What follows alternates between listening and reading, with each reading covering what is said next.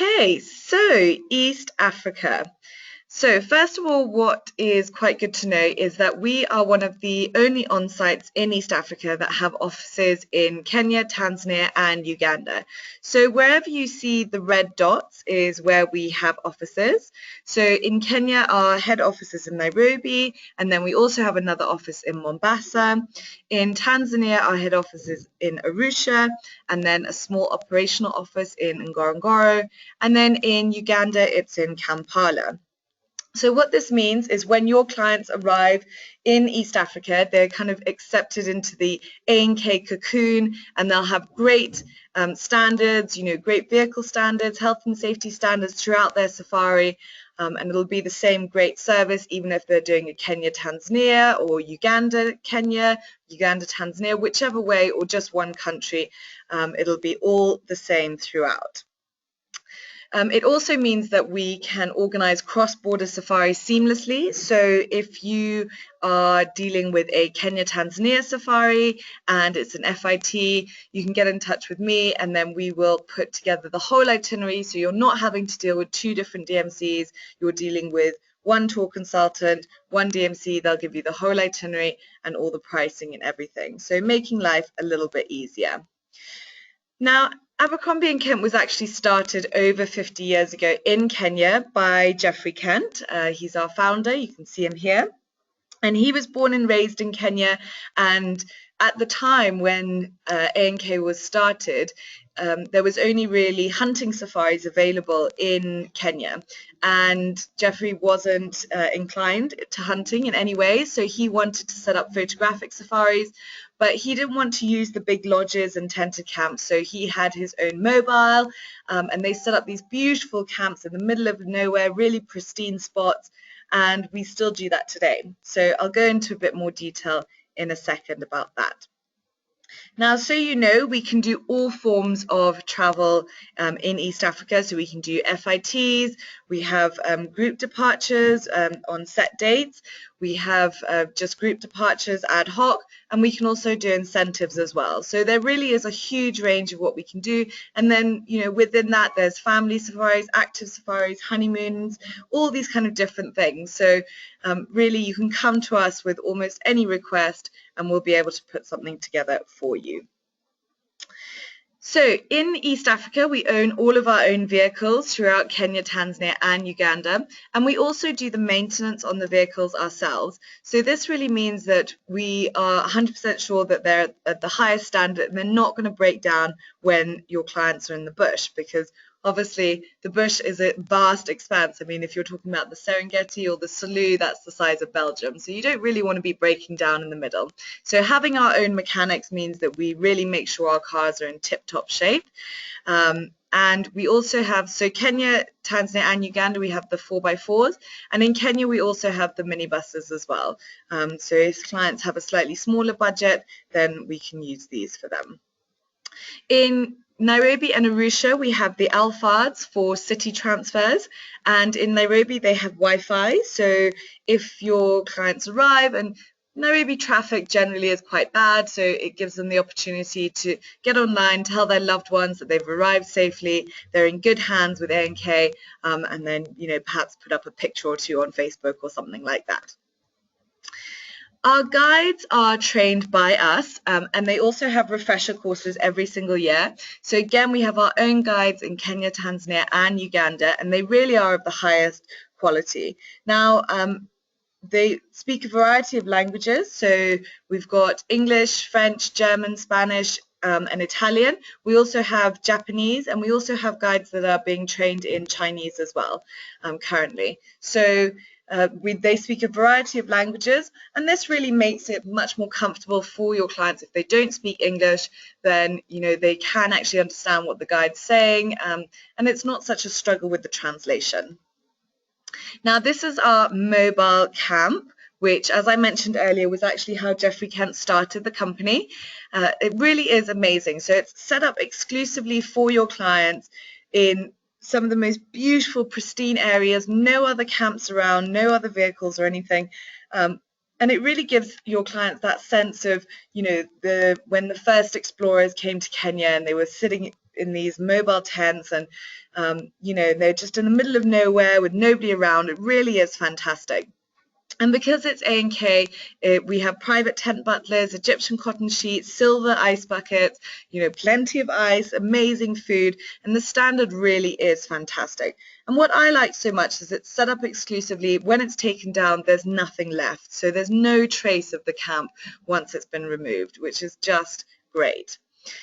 The bathrooms are a little modern, so we do have flushing toilets and running water in the sinks, but then we still have the old traditional safari shower, which I think is so nice because clients get that feeling of, you know, really being back in the day, and the tent attendants will come and they'll fill it up, and it's nice and hot, and there's lots of water in there, so you can actually, you know, put the shampoo into your hair, rinse it out, put the conditioner in, rinse it out, and not be left standing under the shower with no water coming out. So it is a really fun, exciting experience. Now, our philanthropy projects are something that we do across the world, and it's something that's very important to A&K. Really, our motto is take away memories but leave everything unblemished. So we're really trying to preserve the wildlife and also, you know, the communities for future generations. So in East Africa, we focus on the communities. We have we build disabled schools, we build toilets in various schools across the Masai Mara.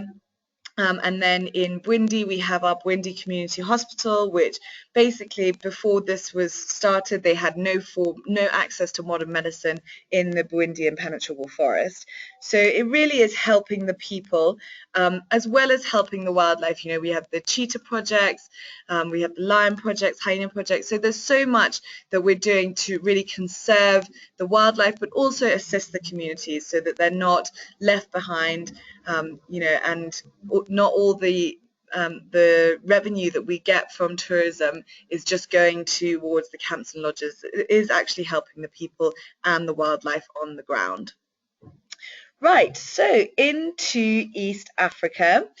So as I said earlier, we're going to be doing a webinar on each of the countries. So we'll have a focus on Kenya, a focus on Tanzania, and a focus on Uganda.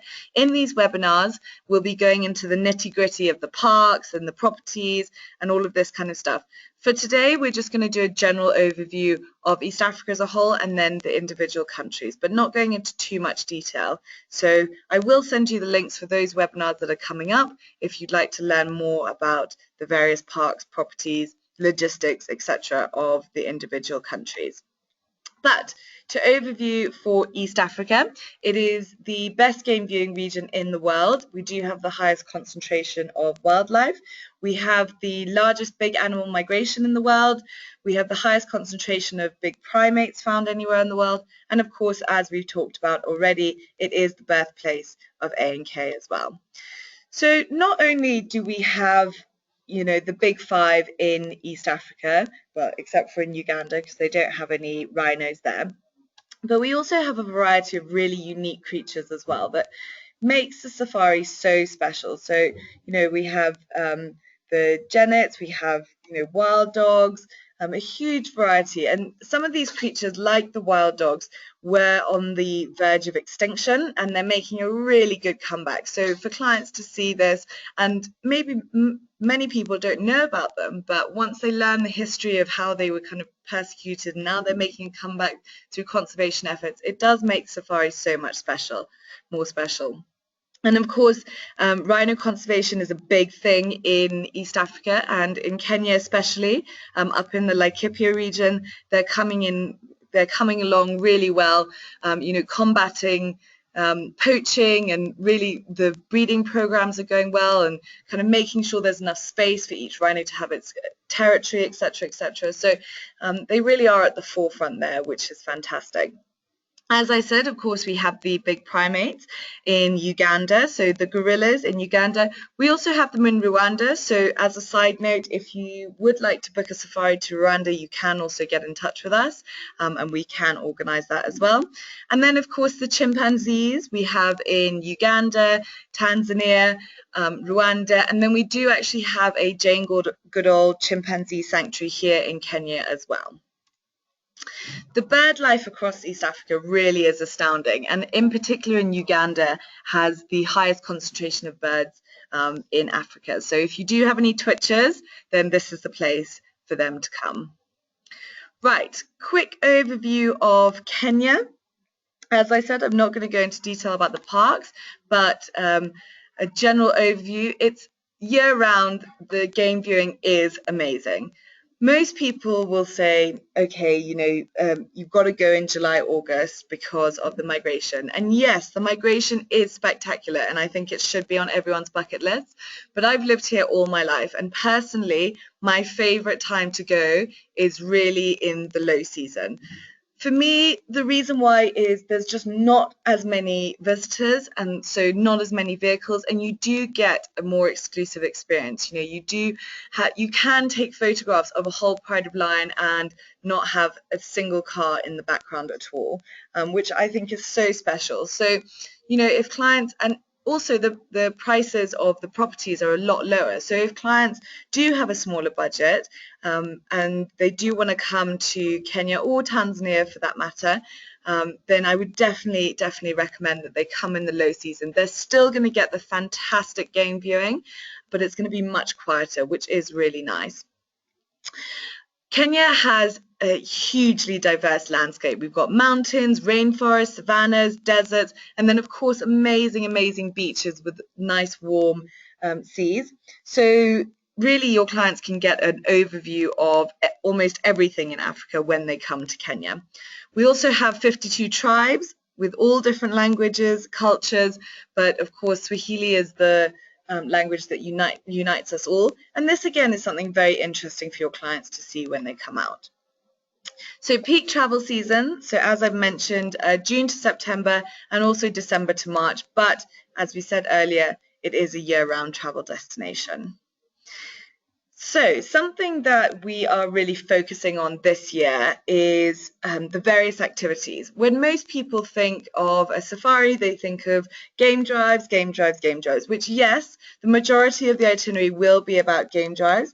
However, we really want to get clients out of the vehicle so that they can experience the wildlife from a different perspective, whether it's from a balloon or on the horseback or perhaps on a camel or on a bicycle or on foot. There's so many different activities available in Kenya to give clients the opportunity to see, like cantering alongside a giraffe. I mean, that's one of the most amazing things I think you could ever do. And it really just means that they're not stuck in a vehicle all the time. Because also when you're on safari, you tend to eat a lot because the food is so delicious.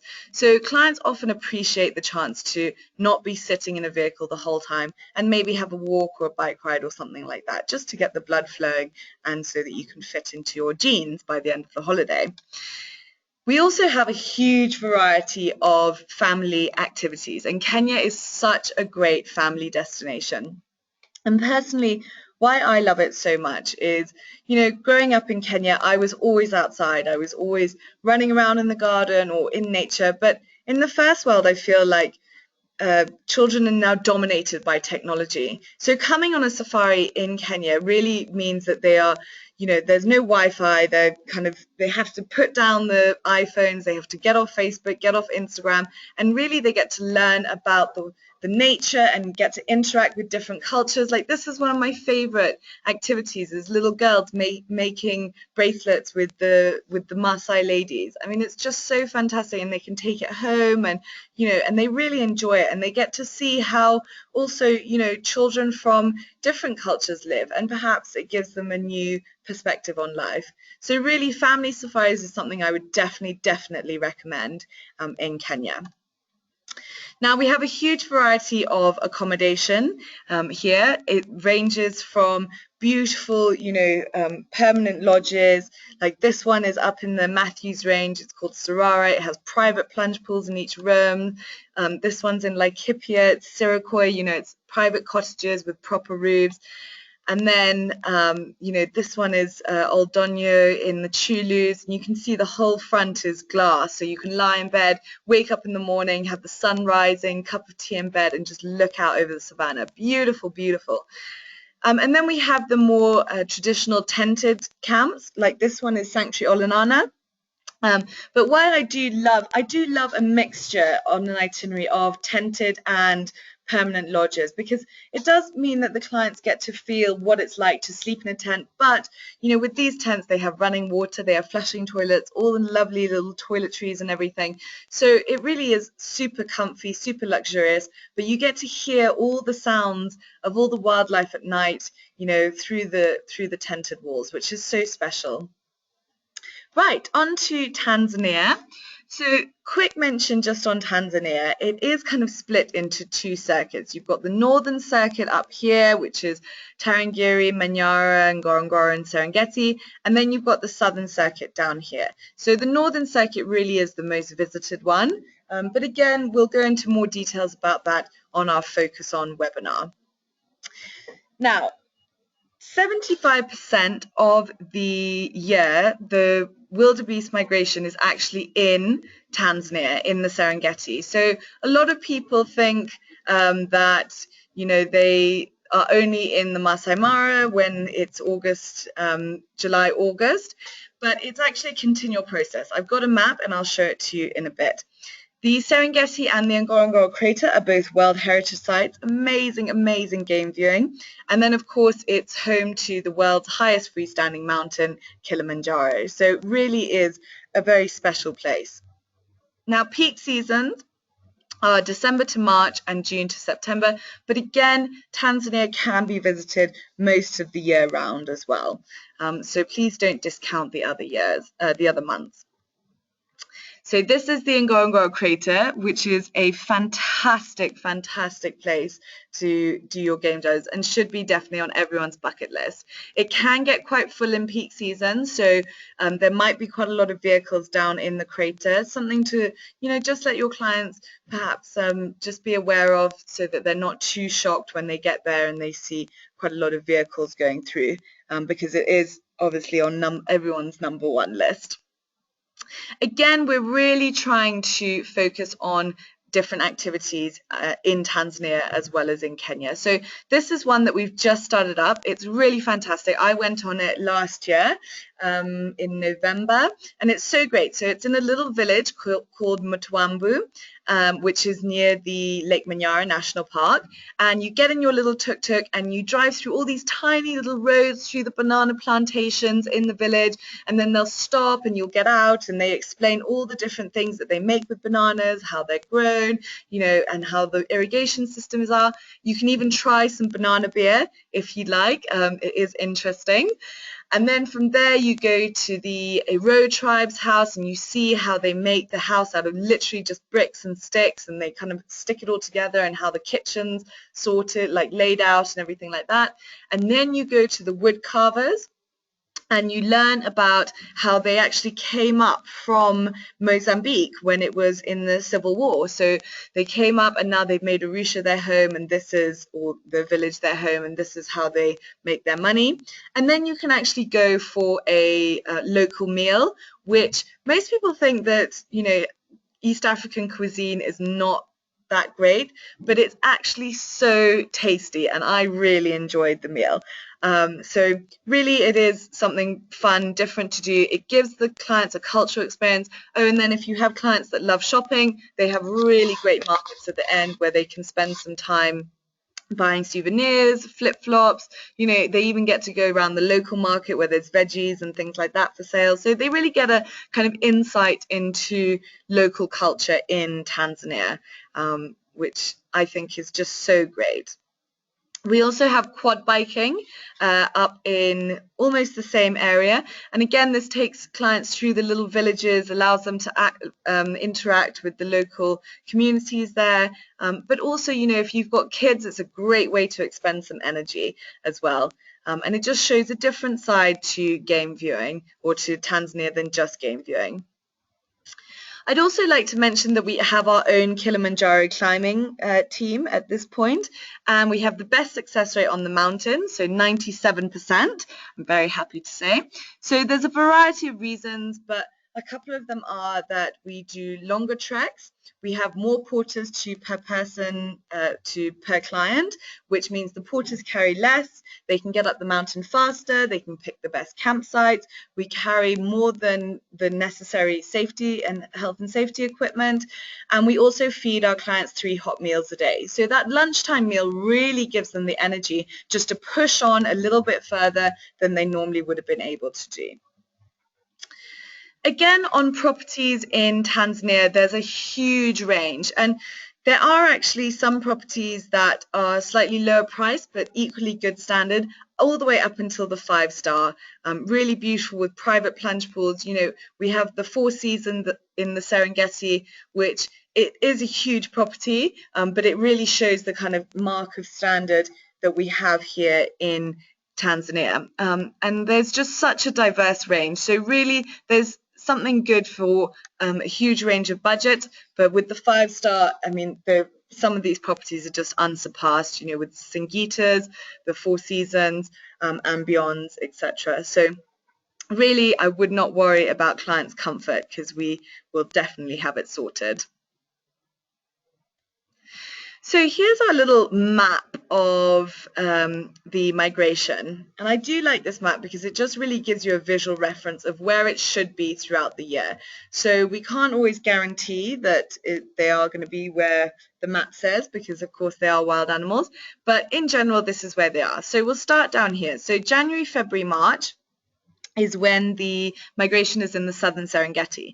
So, and this is when they're having all their babies. So this is also an amazing time to visit Tanzania because there's millions of wildebeest babies all running around with lots of butterflies and zebra babies. You know, there's just so many. It really is like springtime. And also what this means, because there's so many calves around, is that the chance of seeing the big cats on a hunt is vastly increased. This is not everybody's cup of tea. However, it is an incredible thing to witness, and anyone that does should feel quite fortunate. April, May is the rainy season, but as I said, you know, it's still great to go down into Tanzania. And then June, and then July, August, September, they're in the Masai Mara. So this is when you get those National Geographic moments of them plunging across the river and the crocs waiting on the side to have a go at them. And then October, they're crossing back into the Serengeti. November, December, they're in the east of the Serengeti. I'd also like to mention at this point that most of our clients will do a Kenya-Tanzania combination. So it really shows them the best of both countries. And it doesn't matter what time of year they come, they will be able to see the migration in some form. Right, on to Uganda.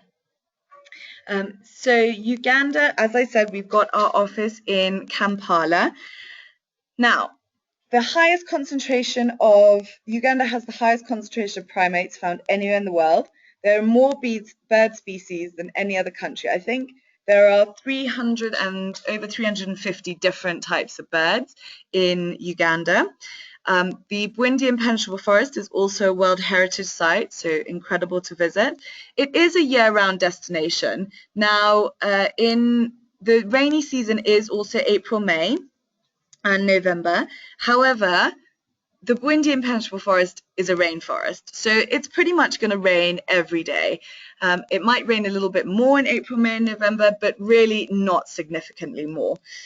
Also, what is good to note is during these 3 months, the gorilla trekking permits are discounted from $600 per person down to $450 per person. So again, if you have clients that are on a bit of a tighter budget, but they really want to go gorilla trekking, then this is the time to send them. It really is. And now there are a lot of direct flights from Europe and Dubai and Doha. So especially coming from your side of the world, I know a lot of people use Emirates, and that makes it much easier. They can literally just get onto Emirates, change in Dubai, and then go straight down to Entebbe. So no having to go through, you know, change 2 or 3 times, which again makes it much easier. So gorilla trekking, I have to say this is one of my favorite things I've ever done. I was born here, I grew up here, I've been on countless safaris, but the time I went gorilla trekking was one of the most memorable, exciting, exhilarating experiences I think I've ever had. And if any of you can ever go on a gorilla trek, please, please do take that advantage, because it is incredible. The gorilla trekking permits are $600 per person, and you only get an hour with them. This is because they don't want the gorillas to become overly habituated, or also, we have various diseases that, whilst not harmful to us, are very harmful to them, like the common cold. But it is incredible, and really, I can't express how amazing it is. You go and you see they have all these family bonds, and the babies are all playing, and then the silverback will come over, and he's the big daddy, and he's had enough, so he'll kind of make a sound, and they'll all go scuttling back to their mums, and it really is just amazing. I couldn't recommend it more. I do love this photo. This is one of our clients.